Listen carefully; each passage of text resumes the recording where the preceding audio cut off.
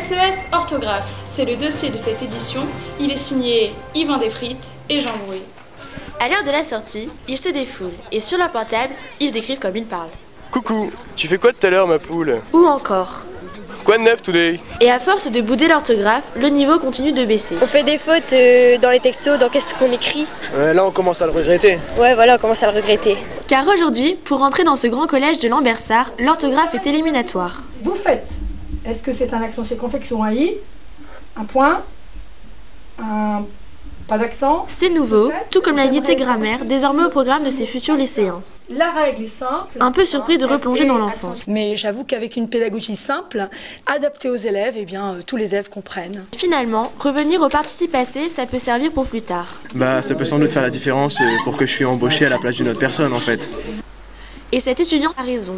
Aujourd'hui, dans le monde du travail, l'orthographe revient en force. C'est le plus qui permet d'obtenir un contrat.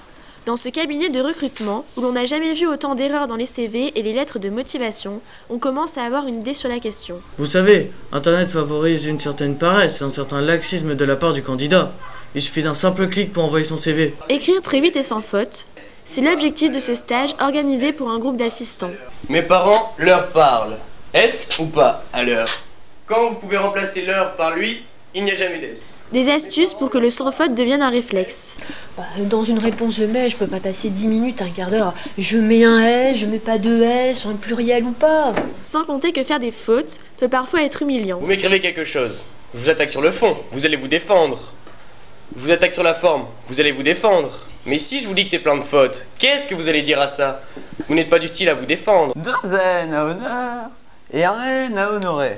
Et comme notre orthographe est l'une des plus compliquées au monde, Internet et les textos ne sont pas les seuls responsables. Aussi, l'école a-t-elle décidé de revenir aux fondamentaux, comme au bon vieux temps.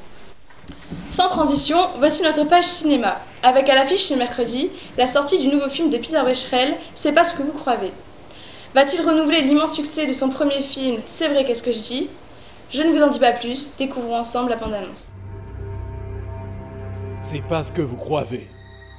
Un film de Peter Becherel. Nous croyons que vous sachiez des choses, Graham. Croyez ce que vous vouliez? Moi, j'y suis pas été. C'est pas ce que vous croyez. Le premier film qu'avec des fautes de grammaire.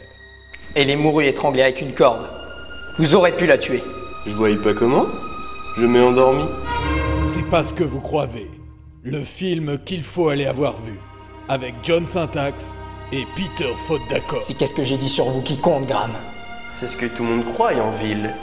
Mais moi, je vais vous faire montrer que qu'est-ce que je dis, c'est qu'est-ce qu'il faut retenir.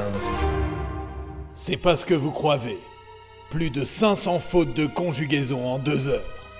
Bientôt voyable au cinéma. Et pour terminer, voici la page musicale. Aujourd'hui, nous accueillons Gencive, accompagné du groupe Dentifrice. Écoutons leur nouveau tube.